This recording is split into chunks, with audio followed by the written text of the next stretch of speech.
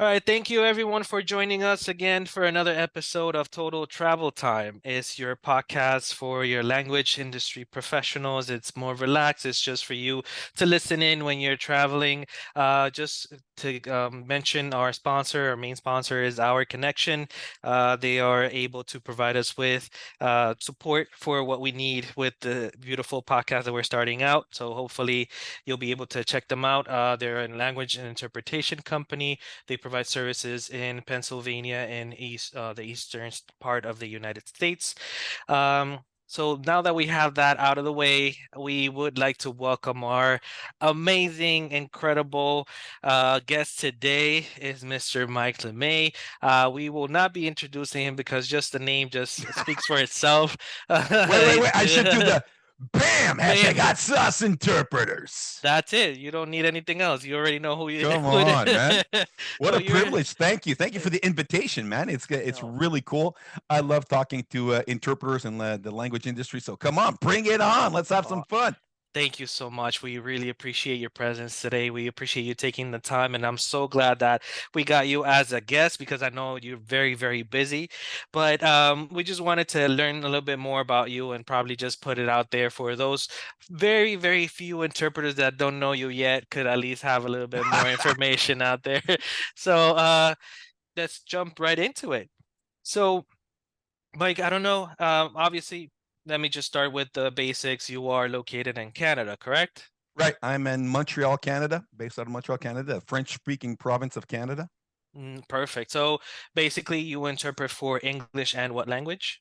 English to French Canadian, or Awesome. English to French as well, but mostly English to French Canadian and French to English, both ways. Awesome. Phenomenal.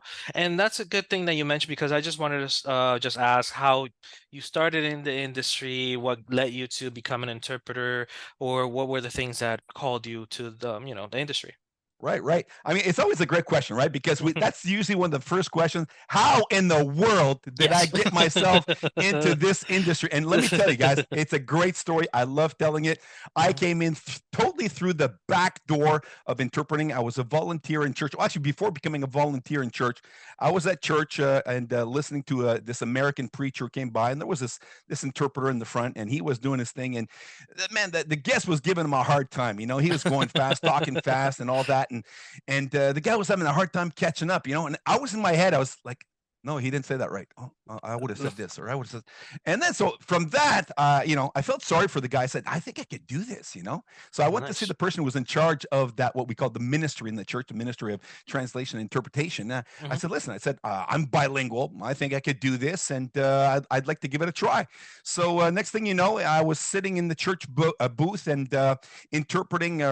It was really cool at that church that they had many languages. That Iranian, they had Russian, Spanish, French, I mean, if it's Montreal, Chinese. Yeah, it was so a many. huge church, and they were used to doing this. And this was like over 25 years ago now, right? Wow. And so I'm sitting in the chair in the pews, actually sitting in the pew. We used to have pews, and there was a whole row of interpreters, and we were all sitting beside each other, all with our mics in our hand, and Oh, everything is wow. plugged up live wire into the system, and everybody in the church had their headsets on with the different channels. And Hmm. so I started sitting in the church pew, and shortly after that, they said, "Hey, we're having a guest come." To the church. He's an English guest, and he's going to be on the stage, and we don't have enough headsets, so you're going to have to go on stage. And I was like, oh, like That's I interesting. was really an introvert at this point, and really scared and shy. So, anyways, I get thrown up on the stage on there, and the guy starts preaching, and I'm far away in the back on this huge stage, Hmm. and the speaker says, "Where's my interpreter?" And I was like, well, I'm right here. I'm in the back here. Like, He says, what are hello? you doing over there? Come here. Come right beside me. So I come right Oh, beside him, wow. and I'm all shy and everything. And I'm standing up there, and he starts going away like a preacher full of action, emotional and all that. And he looks at me, he says, what are you doing? I said, well, I'm interpreting. He says, no. He says, if I jump, you jump. If I scream, you scream. So I said, oh, this is acting. I Okay. think I can do this. So I took it as acting, imitating. So I just imitated the guy. No concept of interpretation, no skills, no, just off the bat, right? And it just like I like to say that it was a special anointing. There was just something special. It clicked. I like other interpreters, we call it like the chip in the brain, right? And Yeah. I just had the chip in the brain. It just worked out and worked fantastic. So it was consecutive, actually, what I call semi-consecutive. It was sentence per sentence. And Hmm. preachers are very dynamic people. It's very motivating. So it's a very dynamic setting. And going back and forth, it just went naturally. It just like it's as if I'd always done it. And from that point on, I continued doing it. And not too long after that, a professional interpreter saw me.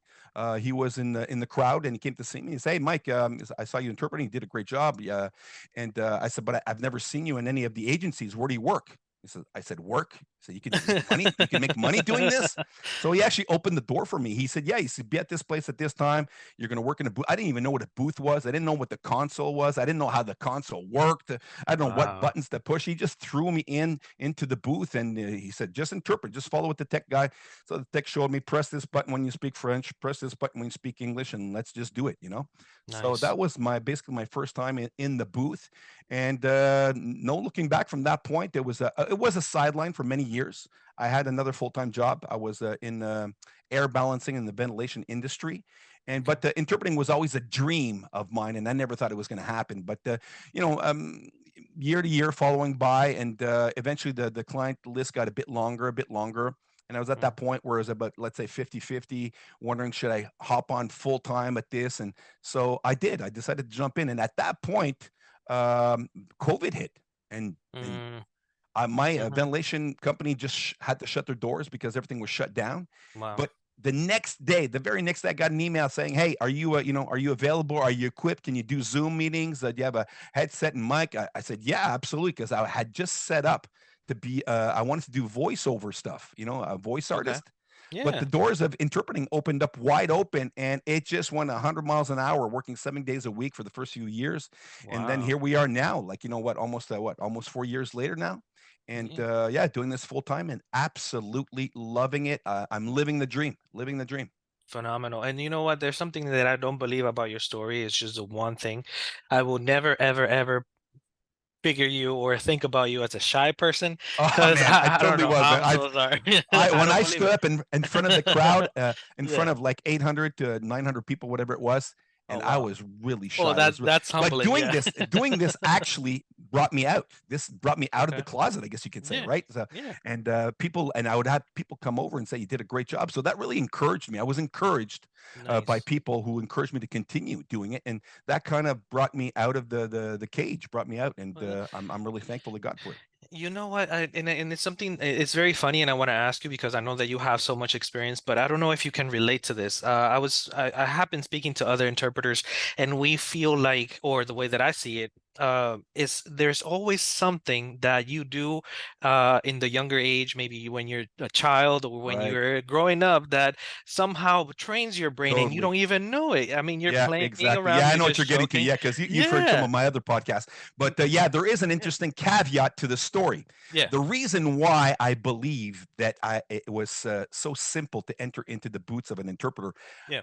when I was a child, or as a child, I was essentially a child interpreter. And I didn't know the Hmm. concept till later on, but my Hmm. mother is deaf. She can't hear. So Okay. oftentimes I was her little portable interpreter, and she didn't speak English, so Okay. I was constantly interpreting for my mother from English to French, doing phone calls for my mother, Yeah. going to the store, being the intermediate person, being the Mhm. child interpreter, and Mhm. so I did that till, like, till I left home, Yeah. essentially. So that was almost like 18 years of being with mom and helping her out, and so essentially I was already pre-programmed to be an interpreter, right? I was Yeah. already doing it essentially in consecutive. So I was I was like, the OPI, over the phone interpreter. Actually, Yeah. that's, I guess, what you could say. Yeah. So that is an interesting part of the story, and I truly believe that God used that in my life to prepare me for this, and Nice. it's been a blessing ever since. So I thank my mother, and she Yeah. knows to this day she has a big part in my success today. So I thank God for that. Yeah, absolutely, absolutely, and I think that we all start that way without even knowing it. So, thank you for sharing that. I do have a few more questions for Go you. ahead, So, throw them at well, me. just like real quick, do you also do translation, or you just focus I on do not. interpretation? I do not do Okay, translation because okay. just to let you know and let everybody know, I have absolutely no degree in linguistics whatsoever. I just have a fast talking mouth that's opened the door for me. So I do a bit of translation here and there, but it's Yeah. really simple one pagers, for very close clients. But I do not choose to do translation work because I would be horrible at it. I don't have the patience. What I like about interpreting is Yeah, blow in, blow up, and blow out. yeah. Send the invoice, and that's it. That's all, That's man. it. I don't have to That's do true. anything else. So that's my choice. But I absolutely love interpreting.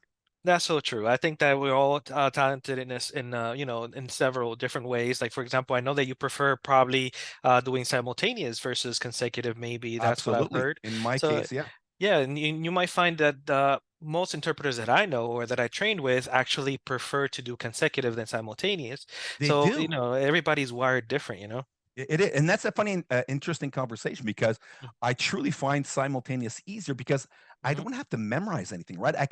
I'm Absolutely. literally like my method. I have absolutely no décalage whatsoever, and the interpreters they know Hmm. what I'm talking about. Yeah. Like I'm literally one word, two words behind the speaker, so I don't have to memorize anything, right? I don't even have to Okay. reformulate because I'm just one word behind, and Okay. so my fast gab helps me do that.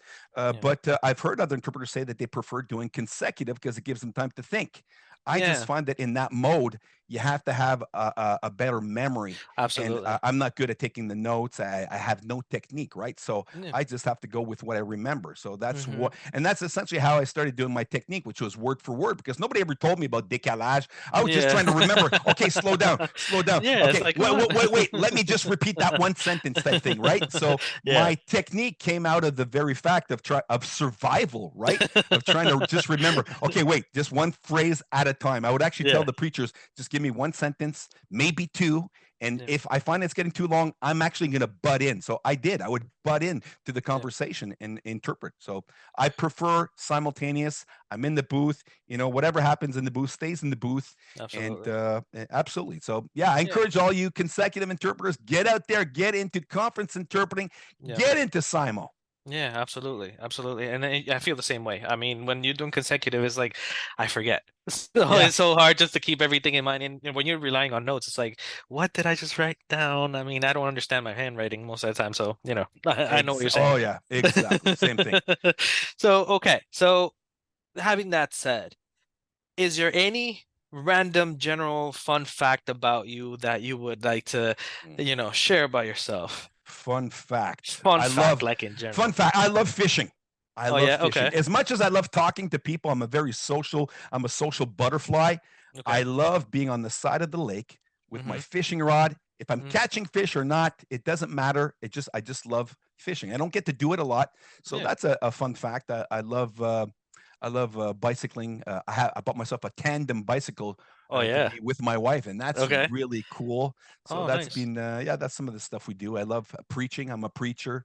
I was a pastor for many years as well, a youth pastor. So Wow. I guess that's Okay. where the dynamics come out and all that, the charisma, I guess you would say, right? Yeah, But absolutely. yeah, The so I guess Riz, that'd be like the the, fun the fact. the kids call it today. They call it the Riz. The Riz. Well, that's a Yeah. new one. Okay, I'm getting From old, man. Oh Come on. no, no, I hear you. It's something from the US is the kids, that's what they're saying now. Charisma, so they got Riz. Oh, the Riz. Okay, Yeah. charisma. The Riz. Oh, I Yeah. like that. Okay, I'm gonna start I using gotta that. no, I gotta put it out there because I just found out yesterday. So now I want to I'm gonna pretend use it. The like I'm cool. Riz. Yeah, Okay, the Riz. Riz. The Riz. Charisma. Riz, yeah, charisma. I learned it yesterday, so I want to shoot it out there. It's like I'm cool Oh because man, I'm gonna use it. I'm gonna put a hashtag. Bam, the Riz. there is. Hey, Mike's got Riz. Come on. So okay. You were mentioning something about Simo and other things and skills, but what is the most useful tip you would like to share with our listeners or someone Hmm. that's trying to, what anything that has to do with maybe technology, maybe Yeah, you know what? Yeah, memory? I would say, every interpreter says practice, practice. Yeah, practice. But I do so much. Like in the last years, I've done at least 700 hours per year of interpreting. That's quite a lot. That's like Wow. I didn't. I think the math would be like over 15 hours of interpreting a week, right? So you're essentially practicing almost every day, right? Yeah, So I absolutely. don't think it's really about the practicing. For me, coming through the back door, I love using technology. Mm-hmm. So I do use my iPad. I do use different tools, different software. I love using the live transcription of conversations. Especially for those of you, little tip, who are on PC. I don't know about Mac, but on PC, when I go Control Window L, it opens up a little box on your PC with actually the live captioning of what's being Oh. said in any language, Mm. basically French. It doesn't do the translation of it, but at Okay. least you have the live caption of what's being said, and it works on every platform from your computer. So I love using that. I love using Google Mm. Translate, picture translate, and to be ready with the technology. I think that I like to like what Jonathan Downey says about uh, interpreters have to learn to use the technology. Don't let the technology squash you, but use the technology to your advantage. So Mm-hmm. be out there, learn the different platforms.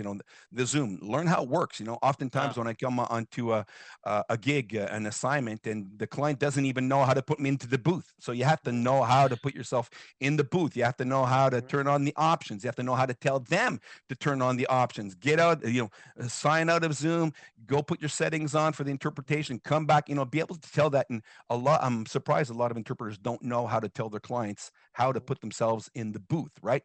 And Yeah. just a quick tip: you just ask them if the settings are on. You just ask them to give you the host controls. As the host control, you have access to the little globe. You click on the little globe, manage. You stick yourself in the booth. Boom, Mm-hmm. click. You give them back the controls, and you're in. You have to know how to Yeah. do that. That saved so many Absolutely. meetings that I've been a part.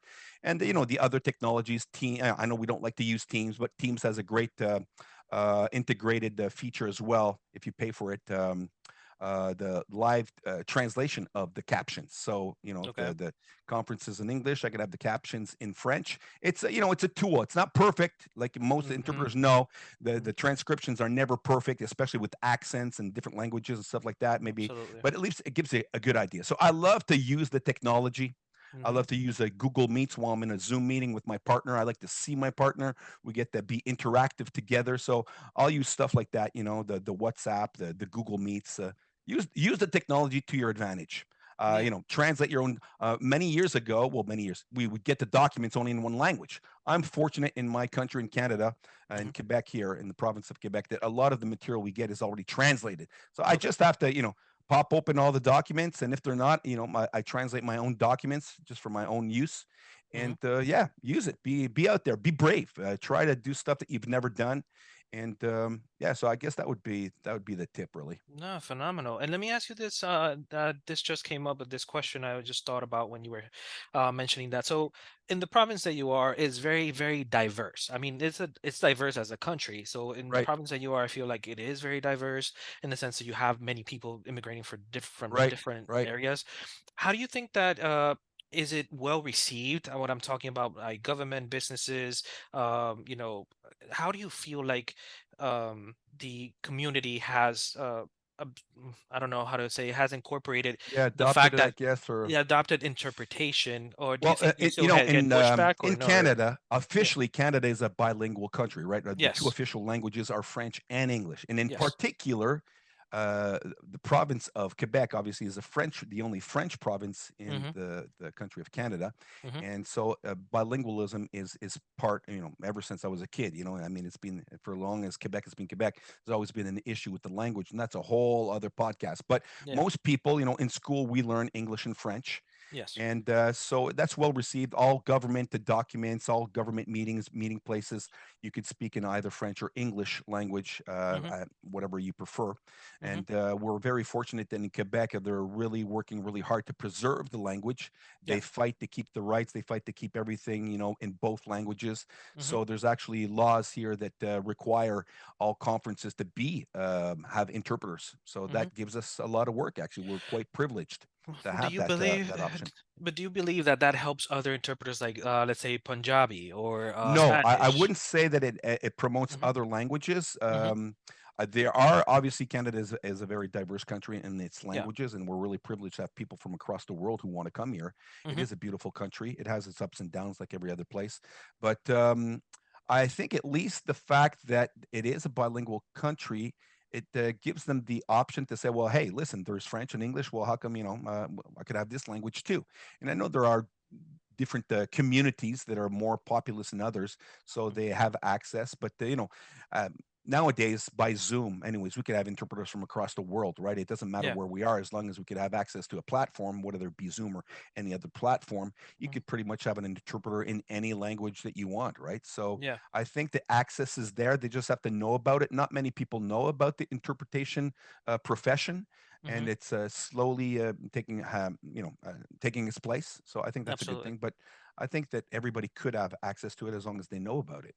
Yeah, absolutely. Okay. Thank you for that. So, I know that our time is short. I just want to get you to Yeah, go ahead. answer No, no, we just. still have time. So, I just wanted to talk about this huge, amazing, and incredible community that you have created and followed up with, which is the HSI community. So, the hot sauce Yes, interpreter. So, it's amazing. I've never seen such a large group of professionals it in is. our It's industry amazing, to isn't get. it? It's Really. crazy. And what I mean, what could you say about the reason why you still stick with it and keep growing it? What led you to do I that? love it. Honestly, I Yeah, just listen. It came out of the need, right? yeah. The mother of what's the saying? The need is mother of invention, Yeah, or and I said, exactly. okay, got it. So when COVID came around, I just wanted to help. I just wanted to do Yeah. my part, and I just connected with a few interpreters on Instagram. The history of it is that on Instagram we had met up with a few interpreters and we started being buddies, and we Mm-hmm. started meeting up on Zoom, and then we said, oh well, let's create a community, let's create a hashtag. And one of the guys came up and said, well, hot sauce interpreters.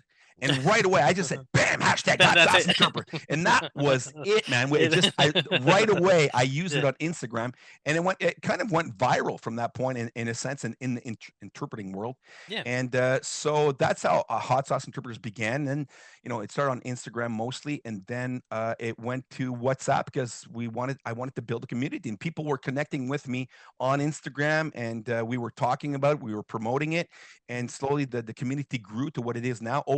I mean, if I took everybody and all the groups that we have, Mhm. there's over 600. I'd probably even say close to 700, because Yeah, some of the people are in the other language groups and they're not part of the main group because I it's hear too you. big and Yeah, they don't like too much traffic. But yeah. so it grew out of just a bunch of like-minded people. And when I started vetting people and people were asking me to come in, and I would tell guys, let's just invite people who are like us, Mhm.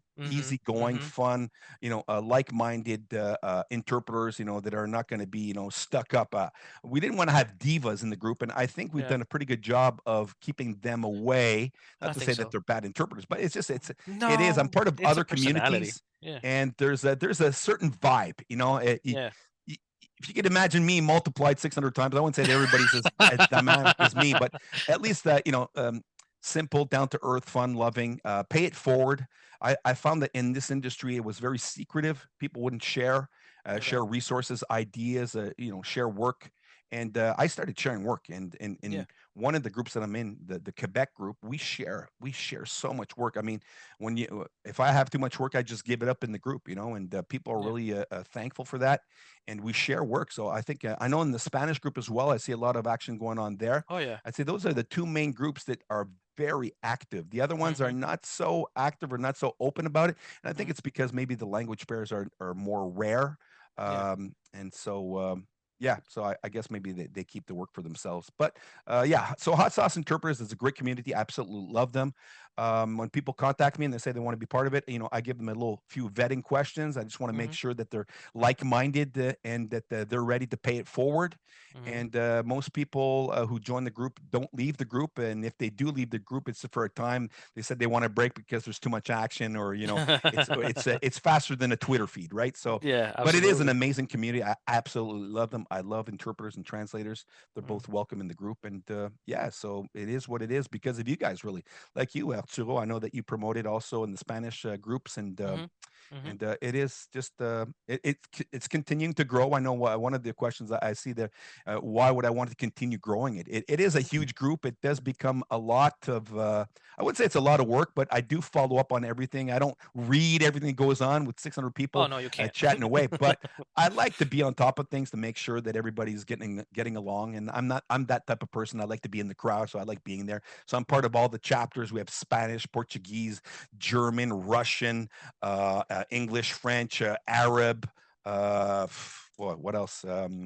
Oh, Chinese, all the Asian Italian. language groups. So yeah, I'm Yeah. active in all of those groups, and Mhm. it's a growing community. So if you're you want to be part of that, hey, listen, message me.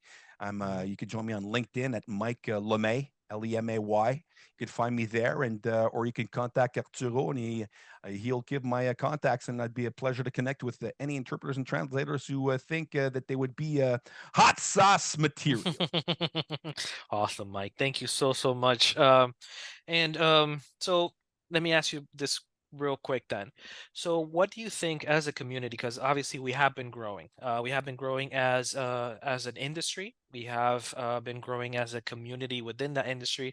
So what do you think is what you love the most about interpreters and the industry itself? What do you think that this would Oh be one gosh, thing wow, that you there's could so many say? things, right? I Uh, know. So Most interpreters, anyway, with the gang of hot sauce interpreters, they're so fun. They're so they're friendly. They're down to earth. We have a good time. For those that are willing to come on, to come on a Google Meets with me before or during the Zoom meeting, and we have chat times during breaks and stuff like that, and we could look yeah. at each other and laugh and even throw challenges to each other and stuff like that. We have a good time. Interpreters are a great bunch. They're curious. They're loving. They're interesting. There's all kinds of folks from all kinds of walks of life that are interpreters. It's just such a diverse community, right? So, Yeah. um, yeah. Well, wow. What else? I mean, just that in itself is great. They love to help each other in this Yeah. community, and especially the hot I sauce agree. interpreters. I We agree. we help each other out, and sometimes I'll get a message, and they'll say, "Hey, listen, you know what's going on? I'm needing more work in this language pair. Can you help me out?" And so I Hmm. try to put the word out and help other language pairs out, and they've been very grateful for that. And I scratch their back, they scratch my back. So I've been truly blessed. I mean, honestly, I don't have to run after any work. The work comes to me. Hmm. Interpreters always think about me, and they recommend me, and so it's a beautiful community, and it's just great to be part of it. Yeah. What do you think we could do better as a Mm. community and to support each other or and in general? What do you think there are some areas of improvement? Yeah, I think we have to all learn booth manners. I know Hmm. we hear about this, but I think we need to Hmm. be um, active listeners, right? Don't just be passive in the background and read your book. Listen into the conversation, listen into the conference, and Mm, okay. sometimes our partners they need help. I think we need to be good friends. We need to be good booth partners and booth friends, Hmm. and be there for each other. And one tip, I think that we need to learn to help each other out, and to have success in this industry, I believe you need to work with regular partners. And what I mean by that Okay. is, I think that's one of the tips. In the past, you came onto an assignment and you didn't know who you were going to work with, right?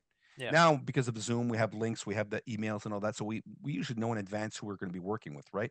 And there's what we call booth, synergy, that the chemistry that happens in the Hmm. booth. Hmm. And with some interpreters, there's a greater chemistry, and with others, it's less, and that's okay. We can't be friends Yeah. with everybody, but when you do find those interpreters that you have great chemistry with, well, pair up with them. Become not only booth partners, but become business partners. Not in the Yeah. sense, in the legal sense of the term, but rather, hey, you know what? I like working with you. I Yeah. have this gig coming up. You want to, the client has asked me to choose my booth partner. I want to work with you. Are you available? And what Yeah. happens is we kind of create this calendar, right? This agenda where we're working on the same assignments on a regular basis. So I get to work with regular booth partners, more than one, but we all have our favorite, interpreters that we work with, and we get to work with on a regular basis. So Yeah. if you want to have good business, show yourself a friend to a booth partner, because if you're good with other interpreters, who are they going to call back? They're going to call you back Exactly. because you're a Exactly. good friend in the booth and you're there to help. When I translate documents, I don't just keep them to myself. I Hmm. always share all my documents with my boot partners. Hmm. Oftentimes, hey, we'll talk a bit before the assignment.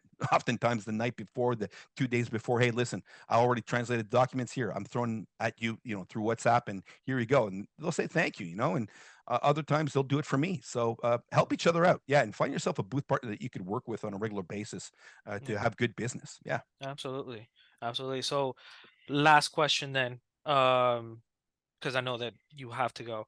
So what has been your favorite assignment of all time?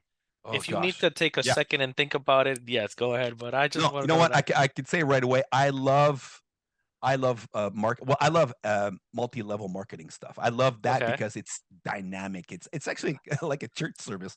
You know, Actually, there's yeah. somebody preaching in the front, and they're trying to sell their Yeah. product, right? So Yeah. a lot of that industry, those are my favorite assignments because I I get to hear put it out there.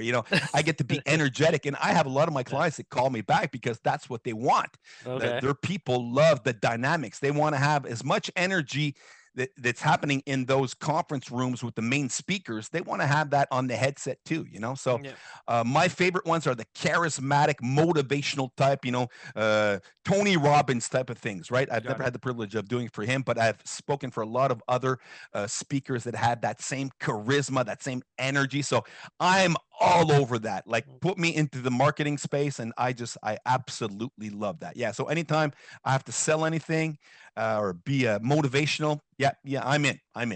I love it. And then it's also very important that everybody knows the fact that that's the type of assignment that you like, that you excel and you enjoy.